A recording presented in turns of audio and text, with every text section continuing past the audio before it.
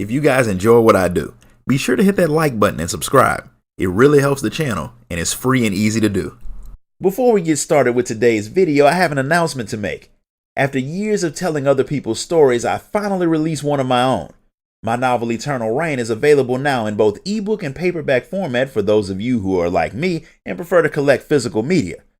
You can grab a copy right now on Amazon through the link in the description of this video. And now back to our regularly scheduled program. Darth Malgus is making his move to take control of the Empire, and he's taken the Emperor's cloaked space station to start building an entirely undetectable fleet. To make sure neither the Republic or his rival Sith have a chance to interfere with his plans, he sent his troops to attack both sides on the planet Ilum.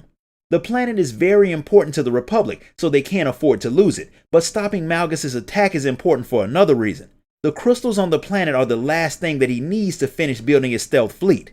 If he can get them, that'll be bad, but him sending ships could be a good thing, since one of them has to have the location of his base in their computers, otherwise they wouldn't be able to bring the crystals to him. If you can steal one of the ships, someone can fly it straight back to Malgus' base so you can finish him off once and for all. Commander Rands already has the pilot picked out, a man named Cole Cantorus, so he gets him to pick you up and drop you as close as he can to Malgus' fort so you can steal one of the ships. Before you head out, SWTOR lets you know that Malgus has someone very strong in the force leading the attack, and you'll likely have to go through him to get what you need, so you head off to get started. Fort Barrow is shielded and has an army in front of it, so there's a very good chance that you'll never make it inside anyway. But since there's no one better to do the job, you get started with the not so simple task of cutting a path through an army to get what you need. There's everything from dark side force users to massive battle droids blocking your path, but eventually you manage to take down the shield generators and make your way inside of the fort to the ship that you want. Darth Malgus had indeed sent some powerful force users to guard his ship, but one of those guards turning out to be a Voss mystic was not on the list of obvious candidates. Since the mystics can see visions of the future, she knew that you were coming, but her vision only showed you fighting her husband, not which one of you would live. A Voss being married to a pure-blood Sith also wasn't on your bingo card, but there have been odder couples. While you were fighting your way into the fort, Darth Seravan had sent an assassin to deal with the Republic's War Council, and he's pretty sure that they're all dead now. The fact that he knew exactly where they were and how to get to them was another bonus that came from Darth Malgus recruiting some of the Voss to his side. Seravan expects that number to grow exponentially once Telsa Ko sees a vision of her people's future with the Sith. That all depends on the outcome of your battle though. The one thing that she knows for sure is that she'll serve the winner, which means it's time to put Malgus' underling down.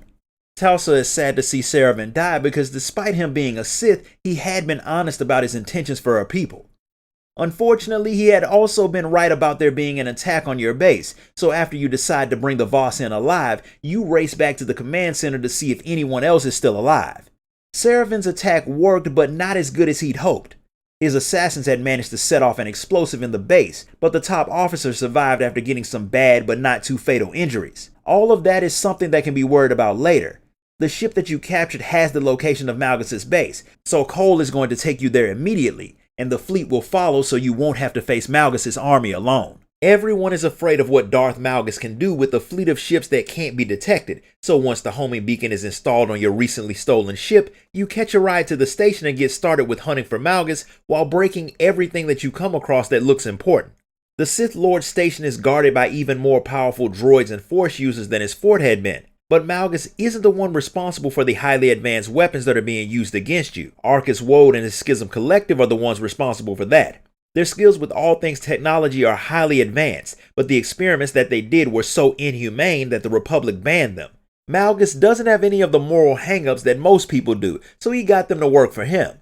As soon as you get close to the station's power core, Arcus shows you just how strong their weapons are by blowing up one of the capital ships that came to cover you. No fleet can stand up to that station's cannons for long, so you'll have to find Arcus and stop him. But Malgus had restored HK-47 after he was broken at the foundry, and he sends the murder bot after you. Once you beat the droid, you track down Arcus. He is not even remotely interested in dying for Malgus' cause, so if you say you'll put in a good word for him with the Republic, he'll do a bit of damage to the station before he leaves. That's too good of an offer to pass up since you still have to fight your way to Malgus, so you accept, and Arcus tells his people to evacuate before setting the station's guns to start blowing up Malgus' fleet.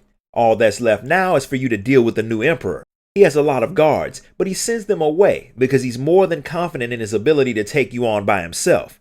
Even with Arcus sabotaging the cannons, his fleet is still overpowering the Republic, so Malgus isn't worried about them messing up his mission of reforging the Empire into something better than what it was. He didn't realize that Arcus had also shut down the station's shields. That does make him upset. But since he's about to lose the station anyway, he sets the power core to explode so it'll wipe out the entire fleet, which will still serve his purpose. He's the only one who can shut down the self-destruct sequence, so if you kill him, the fleet will be wiped out. Taking Malgus down is more than worth the risk though, so you finish him off, send a message to the fleet telling them to run for their lives, before booking it back to Ilum to celebrate taking down the most dangerous Sith Lord of the era, and putting a major dent in the Empire for what will likely be a very long time.